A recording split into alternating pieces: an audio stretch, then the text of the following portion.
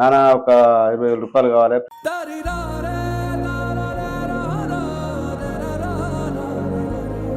వాటికి డిస్టెన్స్ బాగా దూరం అవుతుంది నాన్న, అవి రూమ్ మార్చినాక ఫ్రిడ్జ్ అవి మోసుడు అంత ఇబ్బంది అవుతుంది.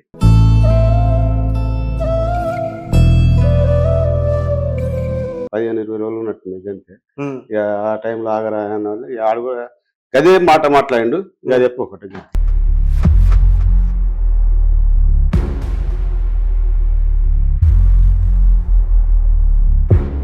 మీ మామ తెచ్చేందుకే భయపడ్డాడు.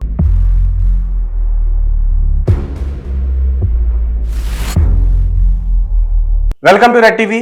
నేను మీ తేజ. మన దగ్గరికి ఇద్దరు దంపతులు వచ్చారు భూపాలపల్లి జయశంకర్ జిల్లా దగ్గర నుంచి. అయితే వీళ్ళ కొడుక్కి గత సంవత్సరం 2024 జనవరి 3వ తేదీన ఒక పెళ్లి చేశారు. రైట్ అండి, జనవరి 3వ తేదీన ఒక పెళ్లి చేశారు. అమ్మాయి పేరు శ్వేత. చాలా ఘనంగా పెళ్లి చేశారు. పెళ్ళైన సంవత్సరం తర్వాత ఆ అబ్బాయి కనిపించకుండా పోయాడు. అంటే 4 నెలల క్రితం వీళ్ళ అబ్బాయి రవీందర్ కనిపించకుండా పోయాడు. ఇంట్లో నుంచి పారిపోయాడా లేకపోతే అసలు ఎక్కడికి వెళ్ళిపోయాడు, ఏం చేశాడు? అయితే ఆ అబ్బాయి ఇంట్లో నుంచి వెళ్ళడం కూడా తన మొబైల్ ఇంట్లోనే వదిలేశాడు, తనకు సంబంధించిన ఒక చైన్ కూడా ఇంట్లోనే వదిలేశాడు, తనకు సంబంధించిన పల్స్, తనకు సంబంధించిన ఏటీఎం కార్డ్స్ అవన్నీ కూడా ఇంట్లోనే వదిలేశాడు. కానీ అబ్బాయి మాత్రం ఎక్కడున్నాడో ఆచూకీ తెలియట్లేదు, కనిపించట్లేదు. వీళ్ళు గత 4 నెలల నుంచి కూడా వాళ్ళ అబ్బాయి ఆచూకీ కోసం రాయదుర్గం పోలీస్ స్టేషన్కి తిరగని రోజంటూ కూడా లేదు. ఇప్పటికీ కూడా సరిగ్గా రెస్పాండ్ అవ్వట్లే. ఇంకొక విషయం ఏంటంటే, ఈ అబ్బాయికి ఎవరైతే వైఫ్ ఉన్నారో శ్వేత 2 times ఆమె అబార్షన్ చేయించుకుంది. అతను మిస్సింగ్ అయిన తర్వాత కూడా అబార్షన్ చేయించుకుంది. అంటే కేసు ఆమెతోనే పెట్టించారు, మిస్సింగ్ కేసు. ఆ టైం కూడా ఆమె ప్రెగ్నెంట్ గా ఉంది. కేసు పెట్టిన తర్వాత కూడా ఆమె అబార్షన్ చేయించుకుంది. ఒకసారి వాళ్ళతో మాట్లాడదాం, పూర్తి విషయాలని కూడా తెలుసుకుని ప్రయత్నించేద్దాం. సార్ చెప్పండి, అసలు ఏంటి, ఏం జరిగింది? ఆ అమ్మాయికి మీ అబ్బాయికి ఏమన్నా విభేదాలు ఉన్నాయా? ఈరోజు మీ అబ్బాయి కనిపించట్లేదు, మీ కోడల పైన మీకు చాలా అనుమానాలు ఉన్నాయి. అసలు ఏంటి వాటన్నిటి గురించి కూడా మీరు చెప్పండి.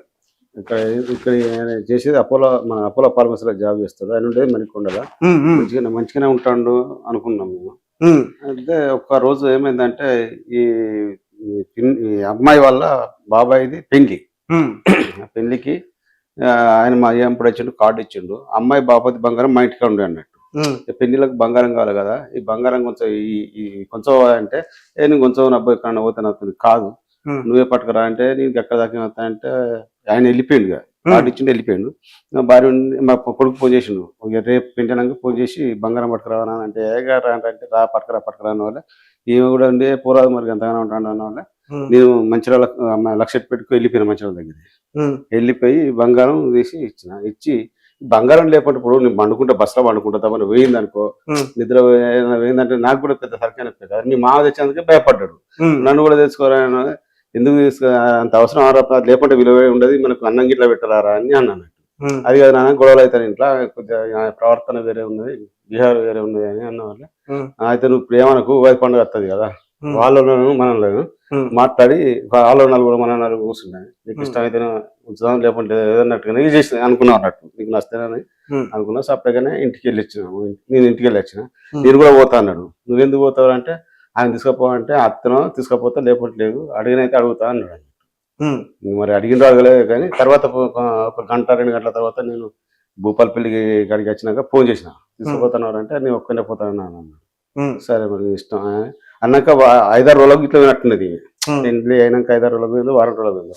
ఆయన 26 తారీఖు నుంచి డ్యూటీ పోతాడు. లెటర్ పంపించారు మాకు, లెటర్ వచ్చింది. అది నుంచి లెటర్ వచ్చింది, 26 తారీఖు నుంచి మీ కొడుకు డ్యూటీకి వస్తలేదు ఆయన చెప్పింది అన్నట్టు. ఈమె ఆ రోజు నుంచి లొల్లి రైతాయి. లొల్లి అయిన వాళ్ళు ఈయన ఏం చేసిండు, చెత్త పట్టుకొని పోయే రోజు నాకు ఫోన్ చేసిండు. ఒక 2-3 నిమిషాల ముందు ఫోన్ చేసిండు. నాన్న ఒక 20,000 రూపాయలు కావాలి, ఫ్రిడ్జ్ కొందా అంటే, ఫ్రిడ్జ్ టీవీ కూడా కొందా నా మనసు అనుకున్నా. ఫ్రిడ్జ్ అంతమంది కొనిస్తా అంటే నేను వాటికి డిస్టెన్స్ బాగా దూరం అవుతుంది నాన్న, అవి రూమ్ మార్చినాక ఫ్రిడ్జ్ అవి మోసుడు అంత ఇబ్బంది అవుతాయి అని చెప్పిన వాళ్ళు. సరే మంచి అట్లా అన్న వాళ్ళే మళ్ళీ అక్కడనే ఫిక్స్ అయ్యి ఆడనే ఉంటాడు అన్నాడు, మణికొండలనే ఉంటాడు. సరే మంచిది కొనిస్తా అని అనుకున్నా. అనుకున్న వాళ్ళే ఎట్లున్నారో మరి ఎట్లుంటారా అని అన్న.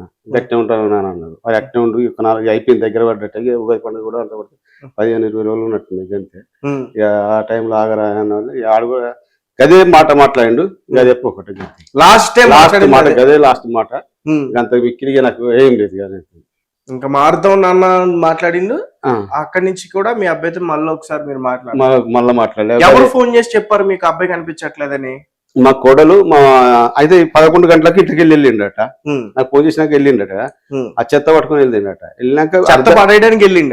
చెత్త పడేయడానికి వెళ్ళిండ.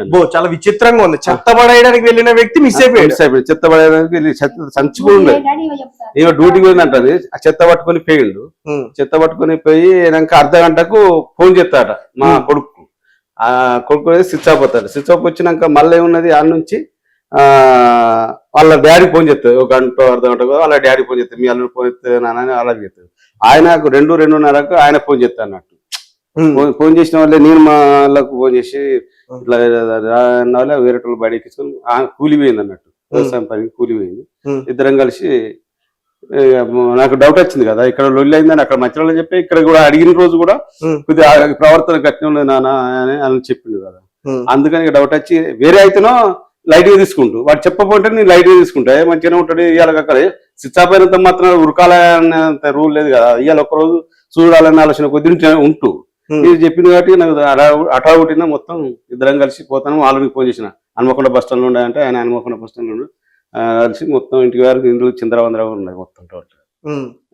ఒక అల్లరి వాతావరణం జరిగింది ఉన్నది. ఆమె ఈరబోసుకొని మంచంలో ఇట్లా కూర్చుంటాడు. అంత తల విరబోసుకొని కూర్చున్నది అట్నే కూర్చున్నది అన్నట్టు. వంటలు టిఫిన్ చేసిన టిఫిన్ తీపోయింది అని చెప్తానట్టు. టిఫిన్ ఆ బోళ్ళు అది ఏంటో సింక్ ఉంటుంది చూసినా ఆ సింకులనే ఉన్నాయి. అదే మా వదిన అనటం హైదరాబాద్ లో ఉంటది. ఆ తెల్లారి వచ్చింది. ఆ తెల్లారి వచ్చి మొత్తం ఆమె గడిగి ఆమె అన్నం గిట్లా మా వదినే అంటి పెట్టింది మాకు. అసలు సిచ్యువేషన్ ఉన్నది అక్కడ మొత్తం టోటల్ గా. ఆమె ఏదో మావన్ని ముందు ఎందుకు అపోజిషన్ చేయించుకుని మీ గొడవలు ముందు ఏదో అయితే మీ అనుకున్నాం కాదు. ఏమన్నా బీపీ తక్కువ ఏదైనా ఉండవా బీపీ ఎక్కువ షుగర్ ఇలాంటివి కొన్ని ఉంటాయి కదా అని మేము కూడా బాగా పట్టించుకోలేదు. మేము కూడా ఏంటంటే ఎందుకంత అవసరం ఇంటికి రారి అన్నది. చెప్పండి హాస్పిటల్ కాదు ఇంటికి వచ్చినాక వస్తారా అన్నారు. అట్లా ఇప్పుడు అవన్నీ ఇప్పుడు రాడు అని ఖచ్చితంగా చెప్తాను. రాడు నా సంగతి ఏంది చెప్పురు అని 4 ఆయన తీసుకొని వచ్చింది. రాడు అనే సంగతి ఏందన్నా అమెరికా అమ్మాయిని పట్టుకొని పోయిందండి. అంతలోనే మా అల్లుడు వచ్చిండు. మా అల్లుడు వచ్చి ఆమెకు ఫోన్ చేసిండు. ఫోన్ చేసి ఆమె మీద కేసు వేయాలంటున్నావాట నువ్వు ఆయనతో అని ఆమె ఫోన్ చేసిన ఆమె మంచిగా మాట్లాడింది.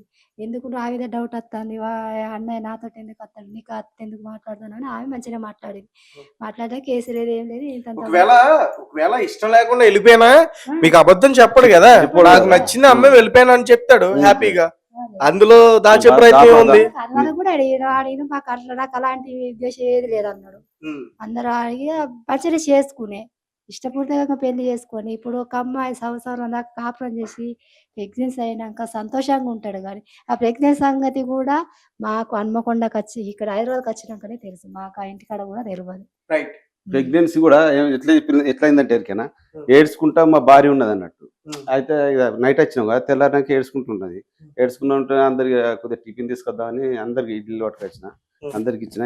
దీనికి తిను అని బలంతో నీరసం కొద్దిగా వాళ్ళు చూసుకోవాలి కదా వచ్చేదాకా నన్ను కొద్దిగా ఉండాలని తీసి తిను అని కోప్పడతా అంటే ఏడుతుంది అన్నట్టు.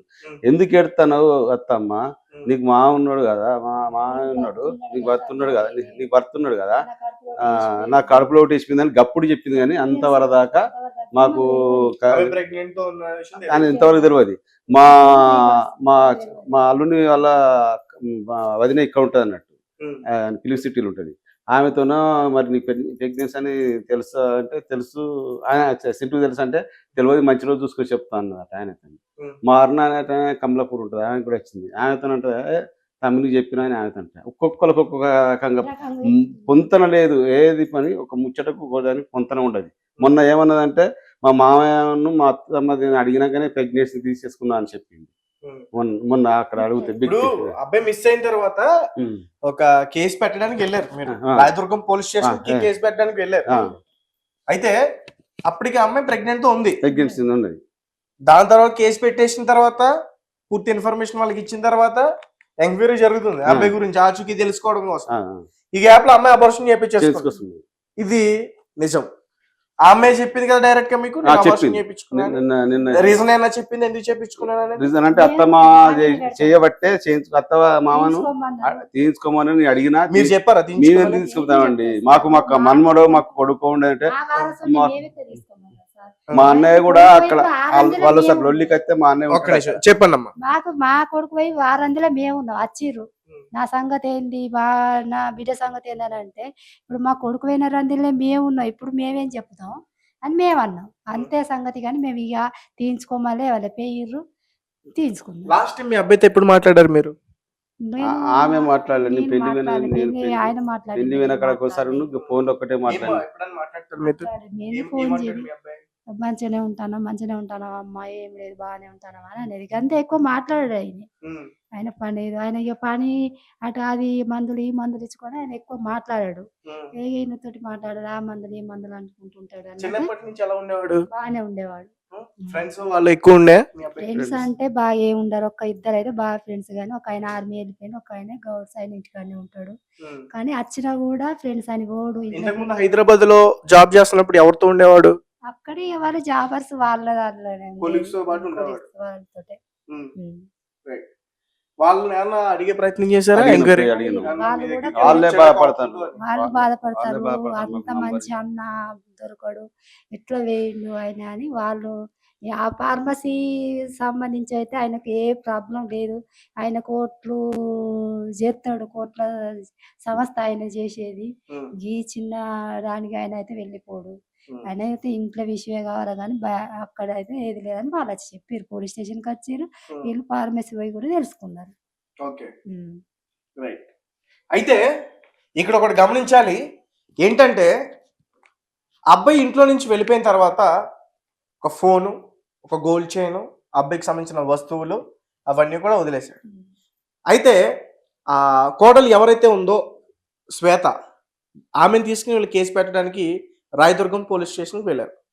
మిస్సింగ్ కేసు నమోదు చేసుకున్న రాయదుర్గం పోలీస్ స్టేషన్లో ఇప్పటి వరకు కూడా కేసు పెట్టి 4 నెలలు అవుతుంది. ఇప్పటి వరకు కూడా సరైన సమాధానం, వీళ్ళకి సరైన ఇన్ఫర్మేషన్, అసలు ఉన్నాడా, బ్రతికున్నాడా, చనిపోయాడా అనే విషయం కూడా వీళ్ళకి చెప్పే ప్రయత్నం చేయట్లేదు. పూర్తిగా వాళ్ళ యొక్క అశ్రద్ధ ఇక్కడ కనిపిస్తుంది. అండ్ వీళ్ళకి అనుమానం ఉందన్న విషయం కూడా తెలుసు. కనీసం ఆ సిమ్ కార్డు లేకపోతే వేరే ఇతర అబ్బాయికి సంబంధించిన వస్తువులను కూడా చెక్ చేయొచ్చు, కానీ అయినా కూడా చేయలే. ఎవరు సార్ అసలు రాయదుర్గంలో మీ కేసు డీల్ చేసింది ఎవరు? సిఏ వెంకన్న. సో చూసారు కదా, ఇది పరిస్థితి. 4 నెలల నుంచి కూడా వీళ్ళ అబ్బాయి యొక్క ఆచూకీ వీళ్ళకి తెలియదు ఎక్కడున్నాడో. నిజానికి వాళ్ళ తల్లిదండ్రులకి ఏడవడానికి కన్నీళ్ళు కూడా రావట్లే, ఇంకిపోయినాయి. అంత దారుణమైన పొజిషన్లో ఉన్నారు వాళ్ళు. ఎందుకంటే చిన్నప్పటి నుంచి కనిపించిన అబ్బాయి, కళ్ళ ముందే పెరిగిన అబ్బాయి, ఎంతో కష్టపడి ఉద్యోగం సంపాదించి అబ్బాయికి చక్కగా వీళ్ళందరూ కూడా ఒక పెళ్లి చేసి, పెళ్ళైన తర్వాత అబ్బాయి ఇలా తప్పిపోయాడంటే, మిస్సింగ్ అయిపోయి 4 నెలలు అవుతున్న అతనికి సంబంధించిన వస్తువులు కనిపిస్తున్నాయి, కానీ అతను మాత్రం కనిపించట్లా. ఒక పక్కేమో కోడలు ఈ రకంగా చేస్తా ఉంది, అపోర్షన్స్ చేపించుకోవడం, నా పరిస్థితి ఏంటంటే వీళ్ళని మళ్ళీ తిరిగి వీళ్ళని ప్రశ్నించడం, ఇవన్నీ కూడా జరుగుతున్నాయి. అండ్ వీళ్ళు కూడా ఎందుకు రీసెంట్ గా ఈ మధ్యకి బయటకు వచ్చారంటే ఖచ్చితంగా మనం అర్థం చేసుకోవచ్చు. ఈ మధ్య జరుగుతున్న ఘటనలు అటువంటి. భార్యలు వేరే వాళ్ళతో అక్రమ సంబంధాలు పెట్టుకుంటారు, మగుడిని పూర్తిగా ఏదో రకంగా తొలగించుకోవాలని చంపేస్తున్నారు, పాతి పెట్టేస్తున్నారు, గోతుల్లో నాటులో వేసేస్తున్నారు, లోయలో తోసేస్తున్నారు. ఇటువంటి అన్నీ కూడా జరుగుతున్నాయి. కాబట్టి ఈ కేసుని ఖచ్చితంగా ఇక్కడ రాయదుర్గం పోలీస్ స్టేషన్ వారు ఖచ్చితంగా ఈ కేసుని పట్టించుకుని ఇంకా ముందుకు తీసుకెళ్లి, ఎవరైతే వీళ్ళ కుటుంబానికి సంబంధించిన ఆ వ్యక్తి ఉన్నారో రవీంద్ర, అతని ఆచూకీ దొరికేంత వరకు కూడా పూర్తిగా తీసుకెళ్లాలని చెప్పేసి నేను ఖచ్చితంగా డిమాండ్ చేసే ప్రయత్నం చేస్తాను. సార్ చెప్పండి, ఇంకా కోడల దగ్గర నుంచి తర్వాత మీ వియ్యంకులు ఉంటారు కదా, వాళ్ళ దగ్గర నుంచి ఏమైనా వేధింపులు ఉన్నాయా మీకు? చెప్పండి ధైర్యంగా, భయపడొద్దు. వేధింపులు అని ఏమి లేదు, ఏం లేదు. ఇప్పుడు అంటారు నేను నీవినా, నీ అల్లునివినా, నీ భార్య వినా, మొత్తం అందరినీ బిడ్డ అందరి వినా కేసులు పెడతాను. ఇప్పుడు ఎందుకు పెడతారంట? మేమే దాచినామాట, మా కొడుకుని మేము దాచి, మీ కొడుకుని మీరు దాచినామని పెడతాడు. 2 రోజుల దాకా ఆడతారో ఆడూరి, మీరు ఏం చేస్తారో చూస్తాం మీ సంగతి అని మాట్లాడతారు. మీ కొడుకుని మీరు దాబెట్టుకుని అది ఏమో ఆయన. అయితే ఏంటంటే వాళ్ళు అమెరికా అమ్మాయి ఆయన అయితే ఆయనకు చేస్తాను అన్నట్టుగా దాసిరు అన్నట్టుగా మాట్లాడతాను. అన్ని ఏదోటి ఉల్టా చుట్టేసుడే కానీ ఒకటి నిజం కాదు. ఒకదానికి ఒకటి పొంతనే ఉండదు వాళ్ళు చెప్పేదానికి. ఏది మీరు ఇమ్మని చెప్పబోయారా? ఒకవేళ అది నిజమో అబద్ధమో పోలీసులే చూసుకుంటారు కదా. అబద్ధం అయితే పోలీస్ స్టేషన్ లో ప్రూవ్ అవుతుంది కదా. పోలీస్ స్టేషన్ లో ఎవరైనా అమ్మాయి అట్లా ఇస్తున్నారంటే ఒక అమ్మాయి అయితే క్లోజ్ ఉండేదంటే ఏమన్నది కదా మా కోడలు, మా రూమ్ కూడా వచ్చింది, వారం రోజులు మాతోటి ఉన్నది, మేము ఆమెతోటి రోజు భార్య భర్తలము అని చెప్పింది. మళ్ళీ మా ఇంటికి వచ్చి సెల్ పట్టుకొని పోయింది. సెల్ ఉంది ఇంటికి పట్టుకొని పోయి వాట్సాప్ ఓపెన్ చేయించిందట. చేయించి ఆ ఫోటోలు మరి ఏమి డిలీట్ చేసింది తెలియదు. ఆ అమ్మాయి అమెరికా అమ్మాయి ఆయన డిలీట్ చేసింది. ఆ అమ్మాయి ఫోటోలు డిలీట్ చేసిండు. ఆమెను పట్టుకొని పోయిండు అని ఇంటి మీదకి వచ్చి నా సంగతి ఏంది రాడు వచ్చినని పట్టించుకోడు, ఇక అమ్మాయినే పాడు, నా సంగతి ఏంది చెప్పురా అని ఆ ఇంటికి వచ్చి వాదిస్తారు. మీరేం చేద్దాం అనుకుంటున్నారు? మీరు చేసే ప్రయత్నం ఏంటి? మీరు అసలు మీరు ఎవరిని కలుద్దాం అనుకున్నారు? హైదరాబాద్ వచ్చారు, మీరు చేసే ప్రయత్నం ఏంటి? పోలీసు వాళ్ళని వాళ్ళ కలిపి నాకు న్యాయం చేయాలి, నాకు కొడుకుని నాకు దొరకబట్టేయాలని. కొడుకు అయినా మంచిది, సేవ అయినా మంచిది. ఉంటునో మనిషిని దొరకబట్టేయాలి, లేకుంటే ఆ సేవ ఉన్న సేవతో మేమన్నా పోతాం. మాకున్నాడు ఒక్కడు సార్, ఒక్క ఆయనను మేము దాచుకొని మేము ఇదంతా చేసుకోవాల్సిన అవసరం ఏమున్నది? కష్టపడి రాత్రి పగలని కష్టపడకుండా సంపాదించి సాదుకున్నాం ఆయనని, ఇంతవరకు చేసినాం. ఇప్పుడు దాచుకొని ఆ అమ్మాయిని అన్యాయం చేయాల్సిన అవసరం ఏముంది? మాకు బిడ్డ ఉన్నది కదా, మాకు ఆడబిడ్డ ఉన్నది. మీకు అట్లా ఆమెకు అన్యాయం చేద్దాం అనుకుంటే మాకు కూడా అన్యాయం అవుతుంది కదా. నేను నా బిడ్డను పక్క పెట్టి ఆమె నా బిడ్డ అనుకున్నా. నేను అంత గారాభంగా చూసుకున్నా. నేను అన్నాకనే కడుపు దించుకున్నాకనే మాకు ఇవన్నీ డౌట్స్. అబార్షన్ చేయించుకునే ముందు మీకు అసలు ఎటువంటి తన మీద సందేహాలు లేవు, అనుమానాలు లేవు. ఎప్పుడైతే అబార్షన్ చేయించుకుందో దాని తర్వాత జరుగుతున్న బయట అవన్నీ కూడా లొల్లులు అయితే ఉంటాయి, పోతూనే ఉంటాయి కదా. ఇక మరి ఇప్పుడు భార్య భర్త అనేటోళ్ళు కన్నుకున్న వాళ్ళు గుద్దుకున్న వాళ్ళకి చిన్న చిన్న లొల్లులు అయితేనే అంటే మనం కూడా పెద్ద దీన్ని బయటకు గుంజాది. ఇంట్లో విలువ ఇంట్లోది బయట పడేస్తే విలువ అవుతుంది, వెళ్తే గలీజ్గా ఉంటుంది అన్న దృష్టి కొద్ది ఇన్ని రోజులు దాకా పట్టినా కానీ ఇక కూడా ఇదే చెప్పుగా తప్పదని ఇప్పుడు చెప్తాను అన్నట్టుగా. తప్పదు కదా సత్య వచ్చినప్పుడు. అంతే. మీ కోడలు మాట్లాడుతుందా ఇప్పుడు? ఫోన్ చేస్తే లిఫ్ట్ చేస్తుందా? అసలు మీ ఫోన్? నా ఫోన్ అసలు ఎవరి ఫోన్? మీ మావయ్య గారి నెంబర్ ఉంటే ఇవ్వండి, ఫోన్ చేస్తా, చూద్దాం, మాట్లాడదాం. అసలు వాళ్ళ ఉద్దేశం ఏంటి, వాళ్ళు ఏం చేయాలనుకుంటున్నారు? సార్ చేసిండు, చాలా సార్లు చేసిండు. వీళ్ళ కొడుకు ఎక్కడున్నాడో ఆచూకీ, భర్త ఎక్కడున్నాడో ఆచూకీ ఇప్పటి వరకు తెలీదు. మిస్సింగ్ అయ్యాడు అతను ఏమైపోయాడో తెలియదు, ఉన్నాడో ప్రాణాలతో ఉన్నాడో పోయాడో కూడా తెలీదు. నా పరిస్థితి ఏంటి అంటే అడుగుతుందంట ఆ కోడల పిల్ల. నా పరిస్థితి ఏంటి ఇప్పుడు, మీరు ఏం చేయాలనుకుంటున్నారు నాకు అని చెప్పేసి అడుగుతుందంట. అసలు ఏమనాలని ఫోన్ ఎత్తట్లే ఎవరో కూడా. కనీసం ఈ ఇష్యూలో పోలీసుల వలన వీళ్ళ గురించి పట్టించుకోవాల్సిన అవసరం ఉంది. ఎందుకంటే భూపాల్ శంకర్ పిల్ల అంటే చాలా దూరం. అక్కడి నుంచి వచ్చారు వీళ్ళిద్దరు కూడా. ఇక్కడ సిటీలో వీళ్ళకి ఎలా ఉండాలి, ఎక్కడ ఉండాలి, ఎవరికి వెళ్ళి చెప్పుకోవాలి, అవేమీ కూడా పూర్తిగా తెలియదు. అయినా సరే ఇలా ఛానల్ చుట్టూ తిరుగుతూ ఒకరిని అడిగి ఇంకొక అడ్రస్ తెలుసుకుంటూ వీళ్ళకు జరిగిన అన్యాయాన్ని అంతా కూడా వివరించే ప్రయత్నం చేస్తున్నారు. కానీ పోలీసులు మాత్రం ఎక్కడ కూడా పట్టించుకోవట్లేదు. ఒకసారి ఆలోచించండి. అసలు 4 నెలలు అయిపోయింది.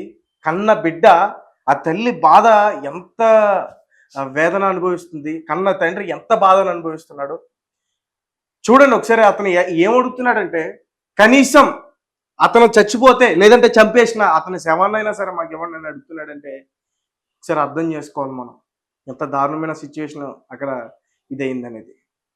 కానీ ఎవరు కూడా రెస్పాండ్ కావట్లే, వీళ్ళ ఫ్యామిలీ మెంబర్స్ రెస్పాండ్ కావట్లే. అసలు ఏ ఆడపిల్లైనా సరే తన భర్త మిస్సింగ్ అయినప్పుడు ఒకవేళ నిజంగానే అతనికి పారిపోయే ఉద్దేశం ఉంటే గనక అతను ఫోన్ ఎందుకు ఉంచుతాడు, సిమ్ ఎందుకు ఇరగొడతాడు, ఏటీఎంస్ ఎందుకు ఉంచుకోండి? కనీసం అతను యుఎస్ వెళ్ళాలని అతనికి డబ్బులు అవసరం కదా, యుఎస్ వెళ్ళాలని అతను పాస్పోర్ట్ అవసరం కదా.